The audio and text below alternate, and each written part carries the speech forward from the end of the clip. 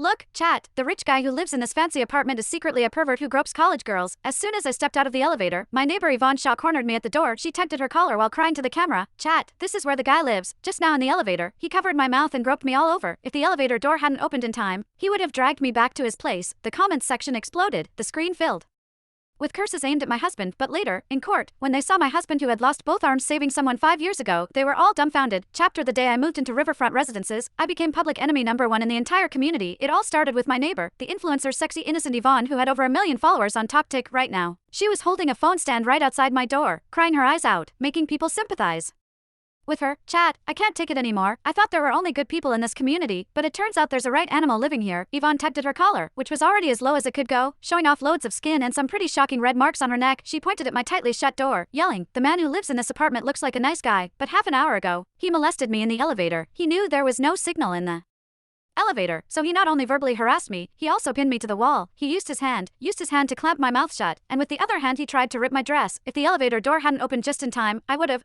At this point, she seemed overwhelmed with emotion. She squatted down and started bawling. The live stream's viewer count skyrocketed to over 100,000. Comments flooded in, filled with outrage. What the heck?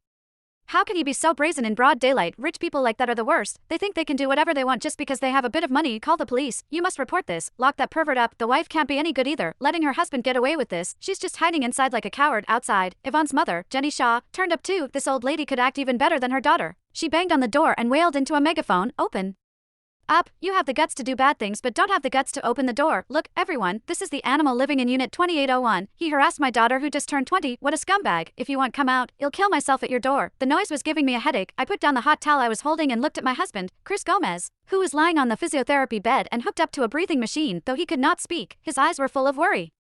He seemed to have heard the commotion outside and was trying hard to turn his head. I gently patted his shoulder and said softly, "It's all right, just a few barking dogs, I'll handle it." Chris's body trembled. A pang of sorrow hit me 5 years ago. In that mall fire that shocked the whole country, he went in and out of the mall 3 times as the fire brigade captain. The last time, to save a trapped little girl. He was hit by a falling beam. It not only ruined his face but also took both his arms. For the past 5 years, we've been living a peaceful and comfortable life with the compensation money and the money I made from earlier investments to provide him with a better rehabilitation environment. I specifically moved to this large apartment with a river view. Who would have thought that on the very first day we moved in, we would be framed like this? Chapter: molest, pin against the wall, hands all over. I smirked, my eyes turning cold. If they want to make a scene, then they better be ready for the consequences. I went to the entrance and swung the door open violently. The crying and shouting outside came to an abrupt halt. Yvonne did not expect me to open the door. She froze for a second, then shoved the camera in my face. Chat, look, this is the pervert's wife. She finally shows herself. Jenny lunged at me like a mad dog, pointing at my face and shouting, "You shameless wench. Get your pervert husband out here. He touched my daughter. We won't let you off until you pay us $1 million for emotional trauma." Yvonne,